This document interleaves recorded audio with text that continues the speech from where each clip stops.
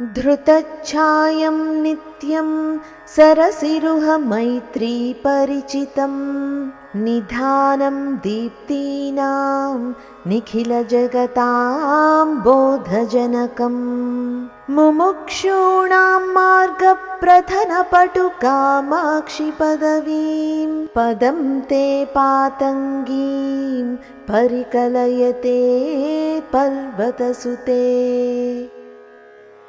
धृतच्छायं नित्यं सरसिरुह मैत्री परिचितं निधानं दीप्तीनां निखिलजगतां बोधजनकं मुमुक्षूणां मार्गप्रथनपटु कामाक्षि पदवीं पदं ते पातङ्गीं పరికలయతే పర్వతసుతే।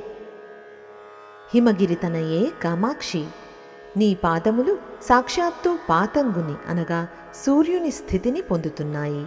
ఎందుకంటే సూర్యుడు ఎల్లప్పుడూ తన భార్య అయిన ఛాయాదేవిని కలిగి ఉంటాడు. నీ పాదములు కూడా ఎల్లప్పుడూ ఎర్రటి ప్రకాశవంతమైన ఛాయను కలిగి ఉంటాయి.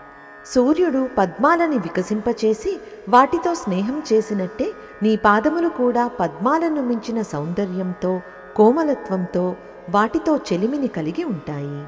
సూర్యుడు ఏ విధంగా అయితే సకల కాంతులకు నిలయమో నీ పాదములు కూడా వివిధ రకాల దివ్య తేజస్సులకు నిలయమై ప్రకాశిస్తున్నాయి. సూర్యుడు ఉదయాన్నే లోకాన్ని నిద్రలేపి మేల్కొలుపు కలిగించినట్టే నీ పాదములు కూడా నీ భక్తులను తమస్సు నుండి మేల్కొలిపి జ్ఞానోదయాన్ని కలిగిస్తున్నాయి. సూర్యుడు గురువులా లోకానికి మార్గాన్ని చూపినట్టే నీ పాదములు కూడా ముముక్షువులకు మోక్ష మార్గాన్ని చూపిస్తున్నాయి. ఇప్పుడు మరొక్కసారి శ్లోకాన్ని చదువుకుందాం.